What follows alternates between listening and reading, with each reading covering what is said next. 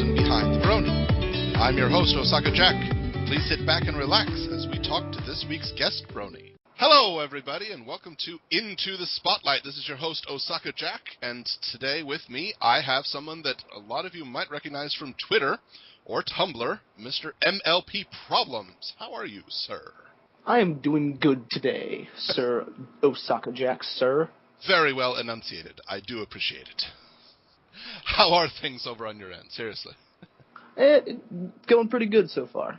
Yeah? Just today, in general, whatever. Mm-hmm. So if anybody doesn't know who MLPProblems is, why don't you speak of yourself?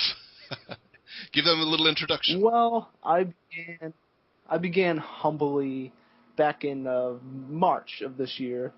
I had a crazy idea to just mix Pony with these first world problems that have been popping up on Twitter and everywhere else. Oh, yeah, the first world problems. It took off, pretty much. Huh. So it's MLP problems as opposed to first world problems. So yes. So did you start it with the idea of problems that ponies would face or problems that bronies would face? Problems that bronies would face. Okay, all right. But quickly, within 3 weeks, they began more towards silly observations and stuff. Okay, all right. Be it related to the show, the fandom itself, or life as a brony. I gotcha. Do you happen to remember your first one? My first few ones, yeah. I can't remember them. I know one, it had to do with Apple Bloom being a dictionary. Okay, right. Common observation among people. Common reference. I had to start somewhere. Oh, yeah, of course. All right, well, you also have a Tumblr. Which one of those does get more views or hits? Your Twitter? Definitely the Twitter. The Twitter? The follower count for Twitter compared to the follower count for Tumblr is... Twitter's is 2,135 as of 8:26 p.m. Eastern Standard Time on October 1st, 2012. Lest someone call you a liar. Tumblr's He's got 4 more. I don't believe him now. Okay. But Tumblr's is in the 100s. Okay. Yeah, 140. Okay. Well, yeah, I think that's a general thing. Tumblr requires effort to read because it's more than 140 characters. So people tend to go I pretty much use Tumblr for any of my long update things. Okay. Shrug. But Twitter's the main source. Yep. I gotcha.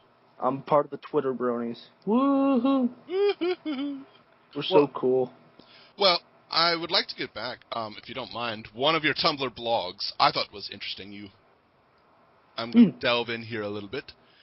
You mentioned, I have to admit, it is not quite my forte, but you were talking about Cruel Summer. Cruel Summer, yeah, rap. I'm white. So for those who don't know, could you explain Cruel Summer and your take on that pony-wise? Yeah, the potential for it. Yeah, Okay. Cruel Summer is it as of now 10/1/2012. It was released 2 or 3 weeks ago. Okay. It's a rap album. It's from Kanye West's his collective Good Music. He formed it back in 2005 with fellow rapper Common and singer-songwriter John Legend. I'm sure a lot of people know who he is. Okay. But over time, he's just built a roster of talent, and they finally put out a collaborative album. And I listened to it because I'm a Kanye fan. Right now, he is my favorite rapper. Okay. And I like Cruel Summer. I put a review of it on Tumblr, and I gave it an 8 out of 10. Okay. But the thing I didn't like about it was I don't think it showcased the talent that Good Music has. Okay, all right. And I got thinking, we have a brony rapper community with Mike the Mike, Yelling at Cats, I Bring the Lulz, and I Be a Brony Rapper, and countless others. Yeah, quite a few. But I started thinking, why not put a brony spin on Cruel Summer? So, and I came up with the quickest title in my head, Cruel Hiatus. Cruel Hiatus. And okay. Yes. And I'm I wouldn't call myself an aspiring rapper. I'd call myself a parody rapper because I'm pretty freaking bad. But hey, if I threw it out there, and I mean, there's some interest in it, but if Mike the Mike or Katz wants to grab onto it and make it happen, do it. It'd be pretty sick on my end. Yeah. And I have some ideas for it, but I'm sure the actual rapper's ideas are way more cooler than mine. So. Well, you had the idea for it. What was the basis for the hiatus part? Cruel hiatus. Well, I don't know. Like, I just kind of related like the summer hiatus we just experienced with Pony to it. Okay, all right. Okay, I can see that. I do know some of the title needs to have something with Pony. I do know it is kind of common for pony musicians to go on hiatus for a while. So I was wondering if that was referring to any of them specifically. But, all right. Okay, so if Cruel Hiatus does work, and obviously if it does work, then there'll be a ton of people that we had previously never heard of, but who would you like to see headlining it? Well, the headliners would probably be Mike and Lulz and Katz, and I'd be a brony rapper, but I mean, I'd like to feature just about any talented rapper out there who wants more exposure. Like, I have a personal friend, his name's Aaron Enos, I think his full name is, but he goes under Flutter Bully. I've heard his stuff, and it's really good, and he's been featured on EQD about, I think, 2 times. Wow, but he's not very well known. Like, on Twitter, he only has, like, 50 followers. Oh, goodness. So that's an example. And there's going to be a brony rapper on the Brony Hour this coming Saturday. His name is Rhymeflow. And, I mean, that'd be another person to get some more exposure. So. All right. Okay, so anybody who's listening, if you are a brony rapper, should they contact you, or do you think, or do you want it out of your hands at this point? Maybe contact me, but I need to know, like, the bigger ones would go with me on this or make it happen. Right. Would you try to put yourself in? That's an evil question. I'm sorry. Maybe. Maybe, because, I mean, I have some ideas, and, like, the ideas would probably involve me, but, but honestly, like, if I was on it, I would not want to be on more than 3 songs. Okay. Well, how many songs would you envision on this? Because I think it was over. The actual album, The Cruel Summer, was 12 tracks? Only 12? Yeah, and I felt like that was probably one of the issues with, like, not showcasing enough of their talent. They only had 12 tracks to do it on. If they had, like, 16 or 17 or 18, they could fill it out better. Okay. And for Cruel Hiatus, if it works out, you would like 56, 78 tracks, something like that? 56 tracks. That'd be crazy. I would love a 2-side disc. Yeah, that would be good. 2 sides of 12 tracks each. That'd be cool. Oh, so a 24 thing. Oh, yeah, that would do well, I think. Nuts. But let's see, one of the other posts that you did that I really did enjoy, and if you guys don't know, go check it out. It's MLPProblems.tumblr.com. You mentioned talent or charisma. Do you remember that little rant part? Oh, yes. I think it was called Money, Success, Fame, Bronies. Anyone who's a fan of Ghost will get that. Okay. True Capitalist Radio. All right. Well, can you explain what you meant on that? Talent or charisma? Like, that whole Tumblr post was, it went into a little depth about why we have famous people in this fandom. Okay. And I never got that. And I think talent and charisma are 2 key features in that. Like, people love guys like Mando and Alex S. and Mike and Liv Tombstone. Like, they fall under talent. They're good at what they do. And we respect them for it. Right. And people like guys like Dusty and Saberspark and Jaxblade and you because they're likable. They have charisma. Okay, all right. And I guess I would fall under the charisma part. I don't know why I'm likable. Give me an answer for that. But I think likability is one of those things you can't question or suddenly you lose it. Exactly. But I've questioned my likability since day one, and I haven't lost popularity yet. Well, there you go. That's great. Oh, okay. So the talent aspect of it, the charisma talent thing, you think most of the artists would fall under that category as well, I assume? Yeah, like Pixel Kitties and Veggie, Veggie just left about a month and a half ago. He was yes, that's big right. on QD. Yeah. We all miss him. But and Kat Whitney, who drew that wonderful Scootaloo pic. Yes. We'll talk about that later. Yeah, we'll get to Scootaloo in just a sec. Okay. But, I mean, like, the talent part of it would probably feature more artists and musicians, and maybe even fanfic writers. Okay, yeah. Don't know if fan fiction is, like, that still as big as music and, like, artistry in this fandom still. But, I mean, it's something to consider. Well, absolutely. I mean, I often try to say, at this point, the fandom is too large for any one person to know all of it. Exactly. There's literally not enough time for a person to read every fanfic, listen to every music, watch every video, observe every art piece. It's just not possible. Read every Twitter following. It's just not possible. Exactly. And, like, I mean, look at you. You are OsakaJack. You are famous in the EFR chat, and people from the show know who you are because you're just a cool guy. But still, on Twitter, per se, I want to look this up real quick. I just want to look at your follower count. 321. OsakaJack. 321? Yep, 321. And I'm very proud of all of those. And Osaka follows me, so obviously I'm good enough for him. Well, that also, I mean, even just Twitter, one of my main presences is on Twitter, but I can only follow so many because at this point I have to set my alarm 20 minutes earlier every morning just to catch up. Okay, what did I miss? Scroll.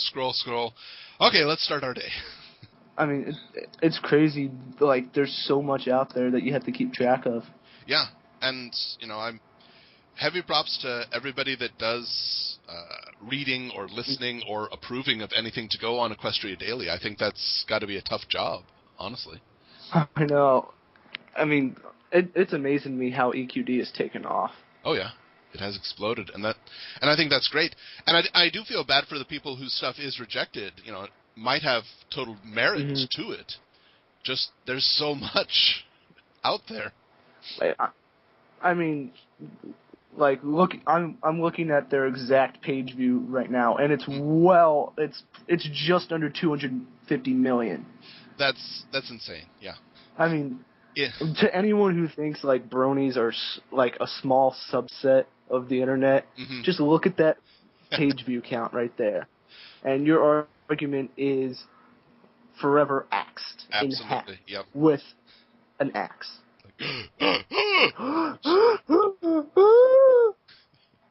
We had a collective gasp. This person has fainted from too much gasping. Gasping. At least we didn't gasp like Pinky. I tried that once, and I almost blew my voice out. I tried that once, and, I didn't blow my voice out, but I was severely disappointed that I didn't fly into the air. Yeah, that would be a definite talent. You'd be featured at every con. Get the guy who gasps and then flies into the air. Let's watch that again. That was cool. Get the guy who fared gasms. Okay, well, we touched on it a little bit there. And makes it look legit. One thing that I razz on you a bit about it, but you have a bit. A bit, okay, all right. A bit is a vague term. Quite a lot. You're the one who talks if not about daily. It's pretty much every time we talk, it comes up at least once. Yes, that's true. I'll try to think of more topics at some point in the future, but it's so much fun. But I'm joking, right? I mean, if it's fun for you. If I really felt you were you may not be able to tell it over Skype, but I'm crying right now. I'm crying with joy.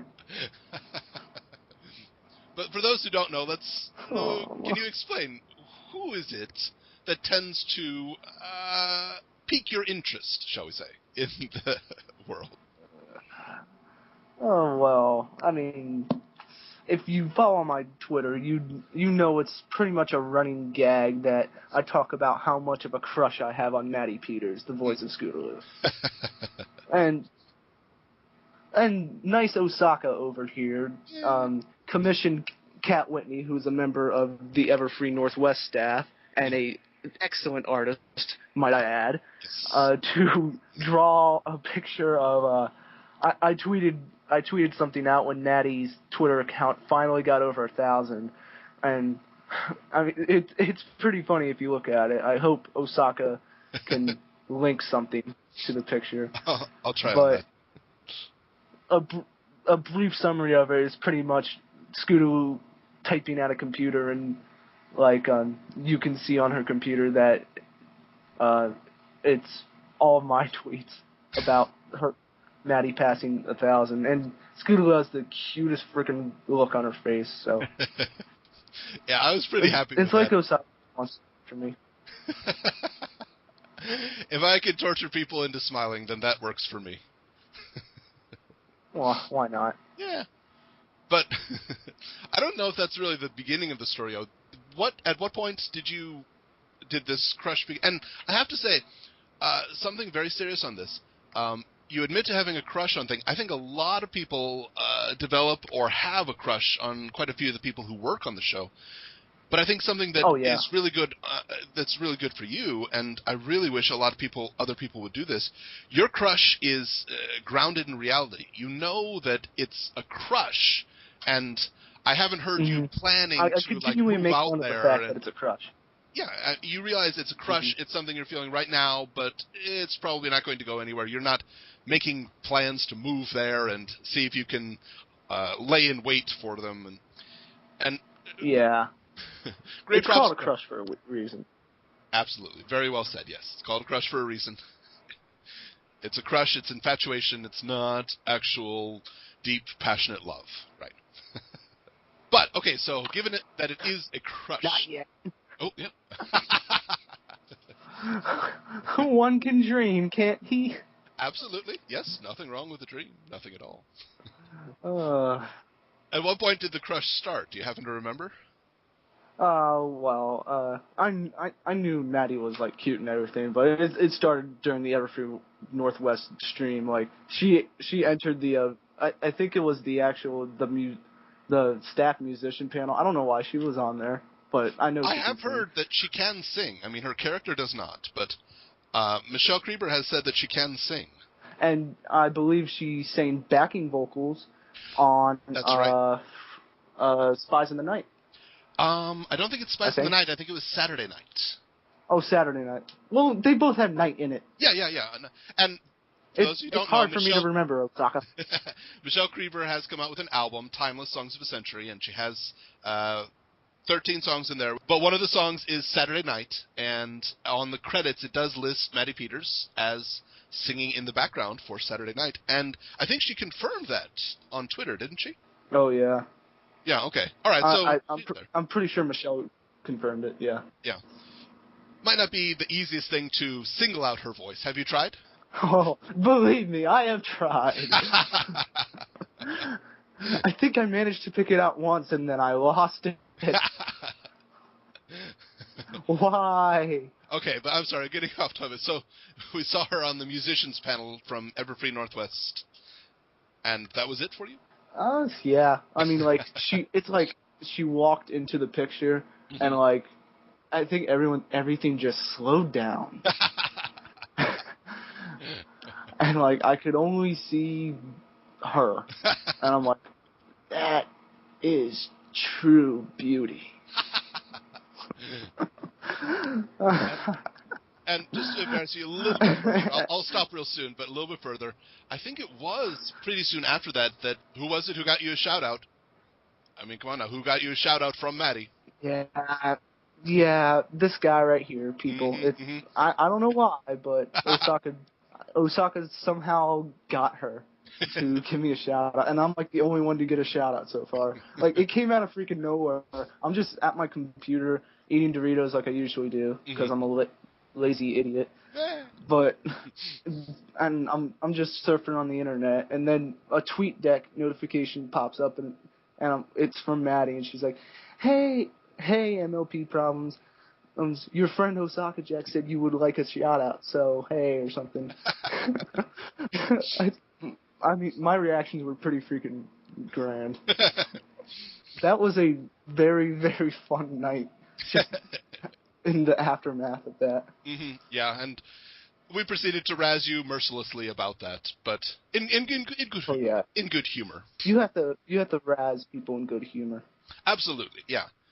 Let's just I can't stop laughing about that. I'm sorry. It is funny. It is absolutely funny. And I mean, the sad part is I'll probably never meet her in person. That'd be really cool just to meet her, and maybe she'd be like, "Oh, your problems," and she'll start backing away slowly. I'm like, "Don't worry, like I play that thing up for comedy. Don't run away. Don't run away." If you can see me in person right now, I'm on the floor of my basement just rolling around.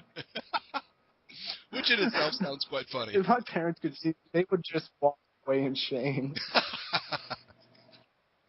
All right, I'll try to stop the razzing for now. I'm going to continue it tomorrow, but for now, So, how does your family react to it, or do they even know? I mean, it's not necessarily they know secret that someone's a brony, but I mean, at first it was more of like a strange look, like you're kidding, right? And then I'm like, no, I'm serious. I like this cartoon, and it has the label My Little Pony on it. Mm-hmm. And they were like, I think when they heard the word cartoon, they were like, they kind of understood because they know I'm a cartoon freak. I love cartoons in general. But it was still kind of weird for them.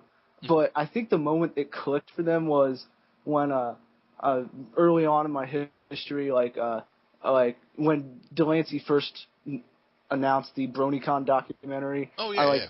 I tweeted something about like I sent something into Delancey's BronyCon documentary. But my idea is probably not as good as the others. And he freaking replies to me like, "Not to worry. I look forward to looking forward to reading about your idea."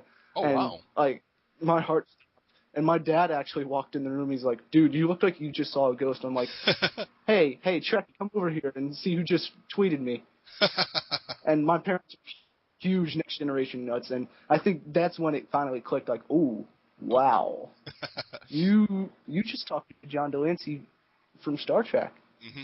And my dad he literally said those words and just held out his fist.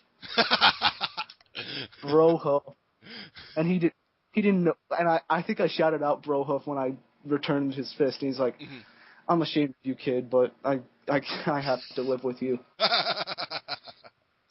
That's a great story. I love that one. Yay for John Delancey. Yahoo! Family acceptance. If Delancey's I'm definitely going to next year's BronyCon. Mm-hmm. Be it as a guest, probably not as a panelist, probably not as a member of the staff, but I'll be in attendance regardless. Mm-hmm. And my parents, for some reason, want to take a New York vacation, so they're probably just going to let me go off and hang out with all the bronies and wherever BronyCon's being held, and they'll just sightsee. But they want a chance to meet Delancey. Oh yeah, and they never knew Delancey was from Philadelphia. I do live in Pennsylvania, and and they also know that Lauren Faust's family is from Philadelphia. Ooh. So, I mean, that's a legitimate reason to have a Philadelphia people. Absolutely, Pennsylvania bronies, get on that. I'll be a guest. I'm sure Pixel Kitties will be a guest because she lives in Pittsburgh, and Tech Rat will be a guest because he lives up near Scranton. Yeah. I don't know if any other big bronies. I know of other bronies in Pennsylvania, but yeah. I occasionally get there's a good question that you. Oh yeah. Oh yeah, like if I'm friends with any real life bronies. Like, oh yeah, that's a good point. How is that? Do you know any in real life? I guess. I do. Like, I know people who watch the show, and they call themselves bronies sometimes because, like, I've seen them wearing shirts, but they're not as hardcore as I am. They don't have a Twitter. there's a learning curve, like with most things, you know. Occasionally you get somebody who's new on it, and like, oh, you need to put their name with an @ symbol before, otherwise it's just going to everybody. I know I know for a bit Lee Tokar was just tweeting out everything to everybody because he had problems forgetting the @ symbol beforehand. Oh, God. Like, old people. Hey, now. Old people. Hey, Lee's younger than I am by far. If you're older than 28, you're old. Yeah, I'm old. Old-timers. I'm old. Dang kids, I remember when the internet wasn't ones and zeros, it was just zeros. We were happy.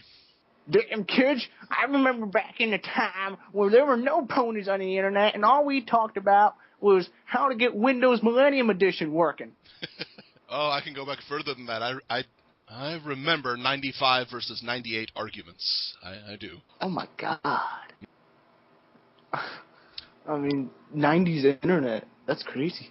Oh, yeah. It's like peeking back into the past. Oh, yes. It's like the Triassic era of internet. Dumb. Well, I enjoy it, and it does happen from time to time when an idea outlives the origin. For example, I'm sure you understand if I do the sound cha-ching, you know what that represents, right? Yep. Getting money. Money. Have you ever heard a cash register actually make that sound?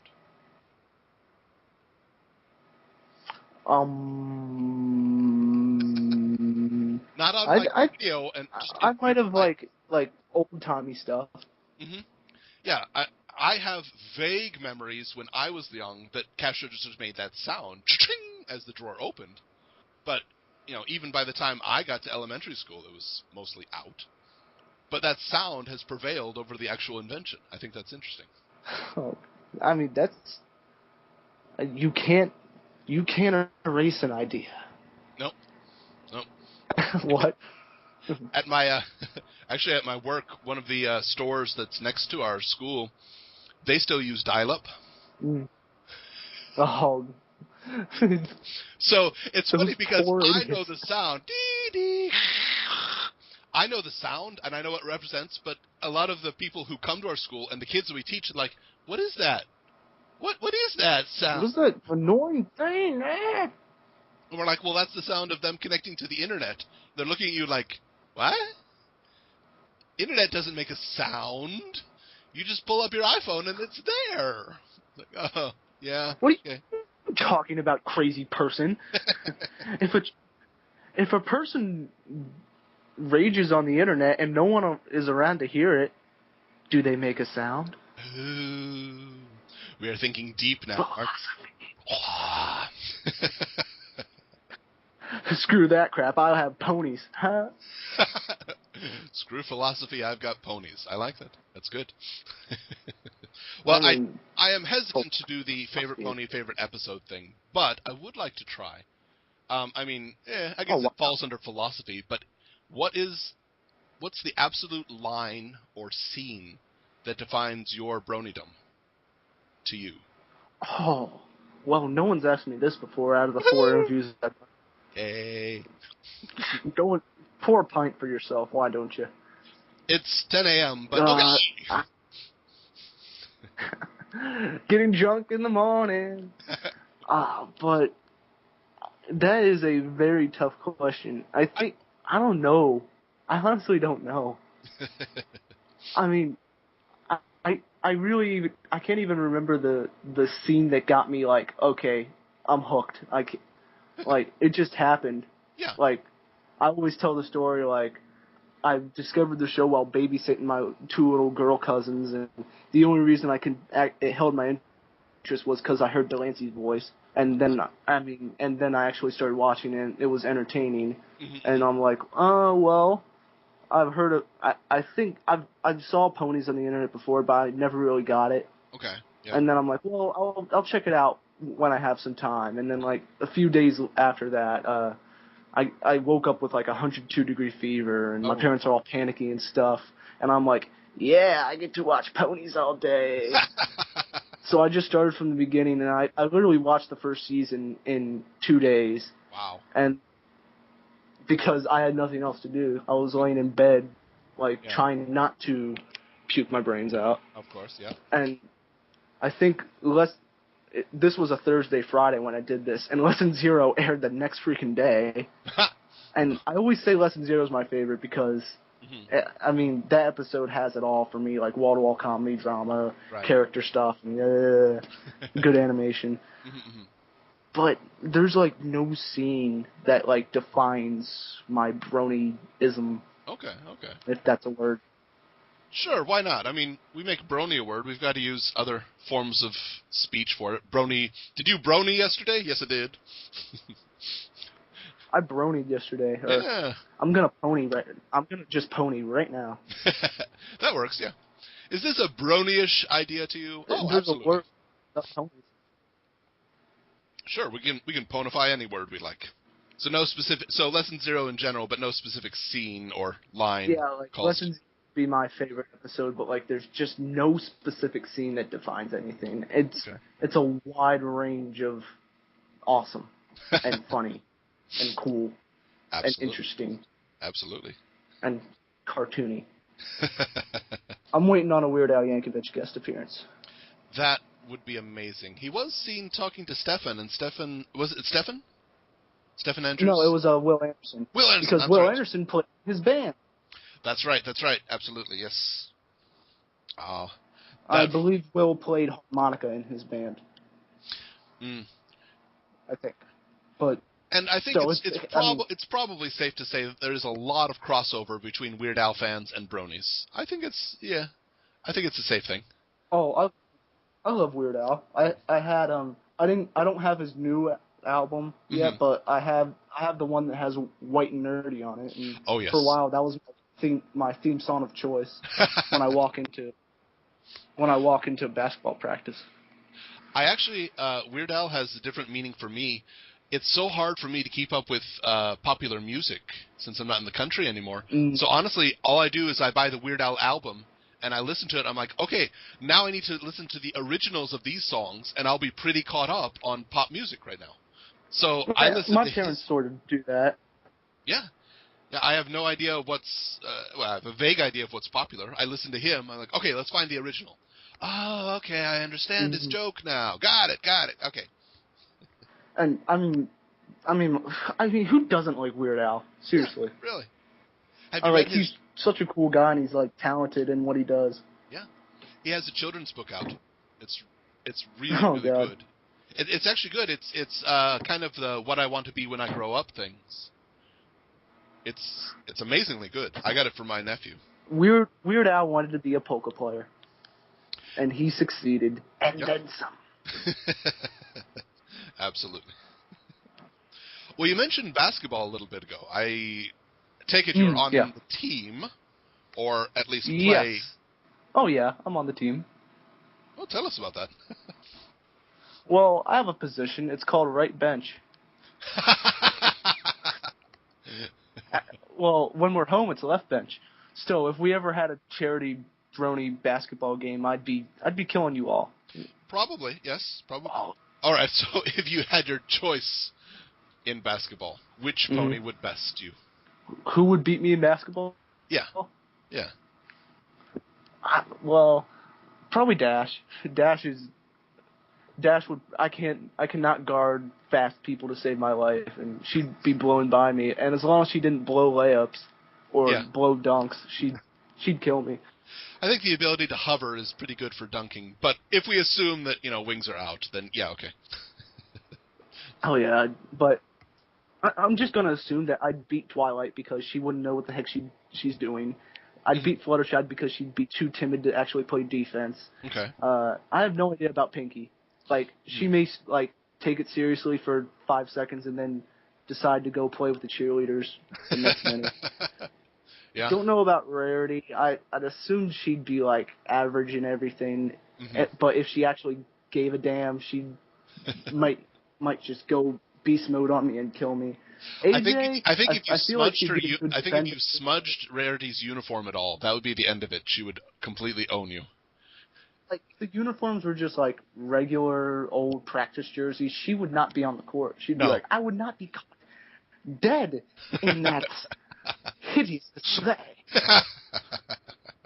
And I feel like Applejack would be like a really good defender, but on offense, like she couldn't play the perimeter at all. She'd have to be inside at all times.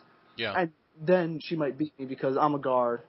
Okay. All I do on the basketball court is try to play solid defense. I'll try to shut my guy down, and then on offense, I'll just stand on the 3-point line, and if I'm open, I'll shoot. 3-point threat. That would be awesome. Is that why people like me? Because I make them laugh? I can't think of a better reason for somebody to like somebody else, but I'm not sure. I don't know. I find a lot of the things that,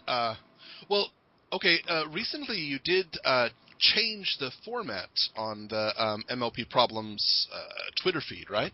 It used to be that it was an automatic retweet. The retweeting stuff, yeah. Yeah, okay. Yeah, I'd automatically retweet it manually because I don't trust bots. Okay. So when I upgraded it to TweetDeck, that was like the best thing I could do for retweeting stuff because I could see it pop up right away. Okay. And sometimes I'd even beat Brony retweet, which is, I mean, that's almost instantaneous if it's on correctly. So, but I changed the format a bit because I saw a lot of the same, like people don't have to use the hashtag, like, right. But I retweet them because it's almost like you're using something I created, and that makes me feel good. So, like, here, have a retweet. Okay. But I felt like a lot of people were saying the same stuff with them, and like if it's interesting or funny or awesome or something, I'm gonna retweet it. Right. But if it's not something that's relevant, I'm probably not. Okay. It just depends on how I'm feeling, and like the last one I retweeted from someone else is from 3 hours ago, and it was a doodle, and it made me laugh, so I retweeted it. Well, there you go. That's, something. So how many notifications do you get on an average day of people that want you to retweet? When I'm at home on TweetDeck, like, there's a good, I'd say about 30. When I'm out during the day, I do have TweetDeck on my phone, but obviously I'm in school, so I can't check it all the time. Right. But, I mean, I'd add another 30 to that, so like 60. Okay, all right. Which is, I'd say that's fairly successful. Cool. Absolutely, I would agree. But Brony retweet averages like 1,000 a day, so. Well, yeah, but that's a bot. I mean, like, if I went and tagged Brony right now, like, I'd be getting retweeted, so. Yeah. Yeah, I do remember a time where I would wake up and I'd scroll and like, oh, there, okay. MLP problems. Goodness, a lot of people today. Okay. Ah, there we go. Because I just go on retweeting binges. Yeah. And something else that I should notice, or should mention, on Twitter you can choose, without changing your @address, you can change how your name appears. Nami National does that like every 2 days. And yours is... What is yours right now? Let's go Kiki. Let's go Kiki. I assume that's Tara Strong's Kiki that we're speaking of. Yes, it is. Okay. So it is a inspirational message. Yep. See, like I stated earlier, I didn't have enough money to attend ShotCon, so and I barely have enough money to donate to Kiki's charity. Right. And I kind of feel ingratitude to Tara because, like, I remember when she retweeted the one thing from me that I had mentioned to her or something, and she saw it and retweeted it. I was at like 375 followers after like 6 weeks, and that's like good for most people. Oh yeah. But then 2 days later, I had just under 600. Wow. So, and from there, I was steadily getting 100 a week, and like that, I call it the Terra migration. And I don't know if you were in before the Terra migration or not. I'm not sure. I think you might have been right after it. Probably right after it, yeah. You were probably you probably followed me after one of our EFR chats. That's very possible. Whatever. I feel in gratitude to Tara, and since I can't donate money directly to Kiki, I just put that there. And if anyone asked about it, I just direct them towards Kiki's Twitter. Yeah. So, which is managed by her father, Amy. So, yeah. I still get people who actually call me Kiki, and I'm like,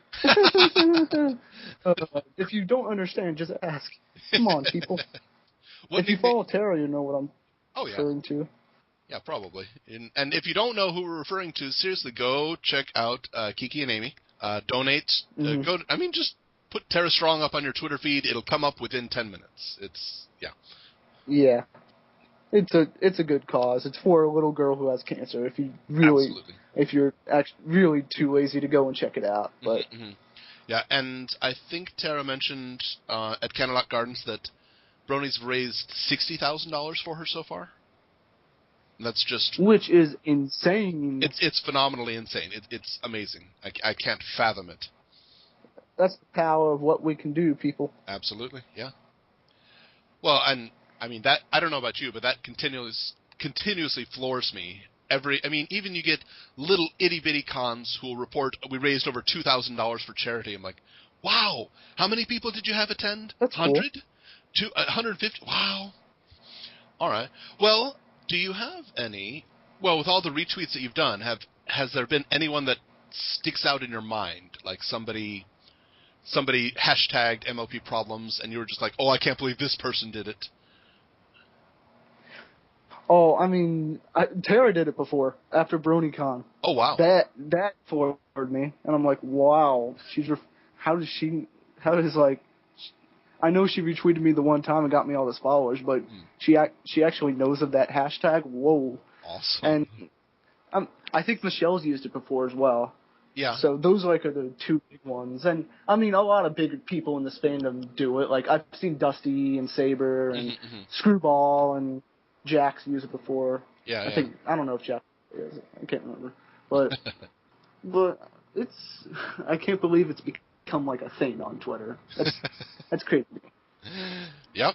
I don't know if it's so much a household name, but it is a brony dumb name now. Everybody recognizes it. Yay, be proud, man. Something I have to live with. Oh, the pain. Well known and liked. Oh. Being brony famous. I can't handle it. Oh, 2,135 people know of me. Well, I'm sure a lot of people know of you and don't necessarily follow, but I'm sure more. Oh, yeah. Well, are there any messages that you would like to plug or something that you'd like to give shout-out to? I mean, there are too many shout-outs for me to actually give without wasting everyone's time. So pretty much shout-out to everyone who follows me. You guys make my day every time I see that damn number. It's so cool to see. And, I mean, just thanks for giving me a purpose in this damn fandom that I love so much. Well, as you said, it's a choice of talent or charisma, and I don't know. I have to say, I think you're very charismatic, and I think you've got a good talent for recognizing when somebody else has something important to say. Ha-ha! You got both, dude! Oh, thank you. That was crazy. All right, okay, well, everybody, thank you for listening, and this has been Into the Spotlight. I'm your host, OsakaJack, and my guest has been MLP Problems, who can be followed, MLP Problems, on Twitter or on Tumblr. Thank you all very much. Good day. See you guys.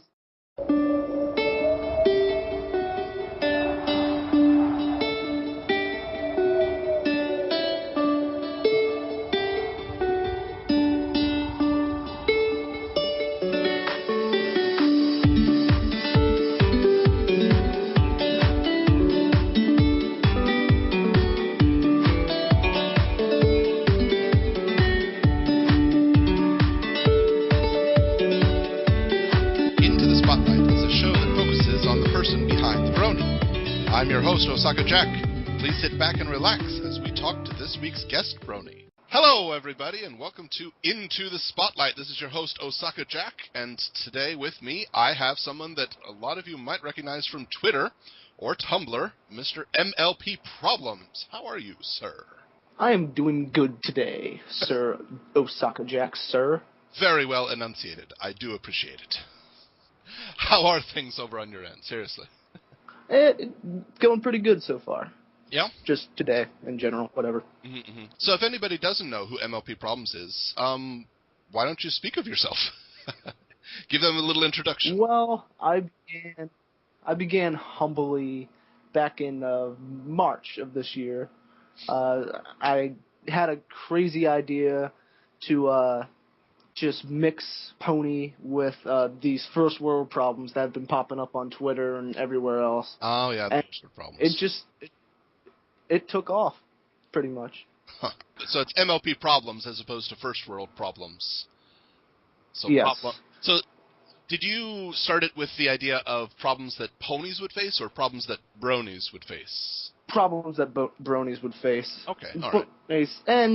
But like quickly, like within 3 weeks, they began more towards silly observations and stuff. Okay, all right. Be it related to the show, the fandom itself, or life as a brony. I gotcha. Do you happen to remember your first my one? First few ones. Yeah. I can't remember them. Like, I know one. It had to do with Apple Bloom being a dictionary. Okay, right. Common observation among people. Common reference. I had to start somewhere. Oh yeah, of course. All right. Well, you also have a Tumblr. Which one of those does get more views or hits? Your Twitter? Definitely the Twitter. The Twitter? Like, the follower count for Twitter compared to the follower count for Tumblr is...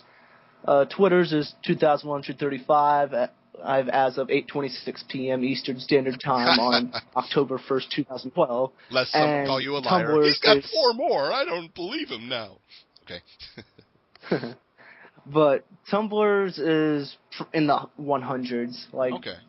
Yeah, 140. Okay. Well, yeah, I think that's a general thing. Tumblr requires effort. It's a rap album. It's from Kanye West's his collective Good Music. He formed it back in 2005 with fellow rapper Common and singer-songwriter John Legend. I'm sure a lot of people know who he is. Okay. But over time, he's just built a roster of talent, and they finally put out a collaborative album. And I listened to it because I'm a Kanye fan. He's right now he is my favorite rapper. Okay. And I like Cruel Summer. I put a review of it on Tumblr, and I gave it an 8 out of 10. Okay. But the thing I didn't like about it was I don't think it showcased the talent that Good Music has. Okay, all right. And I got thinking, we have a brony rapper community with Mike the Mike, Yelling at Cats, I Bring the Wolves, and I Be a Brony Rapper, and countless others. Yeah, quite a few. But I started thinking, why not put a brony spin on Cruel Summer? So, and I came up with the quickest title in my head, Cruel High. To read, because it's more than 140 characters. So people tend to go I pretty much use Tumblr for any of my long update things. Okay. Shrug. But Twitter's the main source. Yep. I gotcha. I'm part of the Twitter bronies. Woohoo! We're so cool. Well, I would like to get back, if you don't mind. One of your Tumblr blogs I thought was interesting. I'm going to delve in here a little bit. You mentioned, all right, I have to admit, it is not quite my forte, but you were talking about Cruel Summer. Cruel Summer, yeah, rap. I'm white. So for those who don't know, could you explain Cruel Summer and your take on that, pony-wise? Yeah, the potential for it. Yeah, okay. Cruel Summer is it as of like now 10/1/2012. It was released 2 or 3 weeks ago. Okay.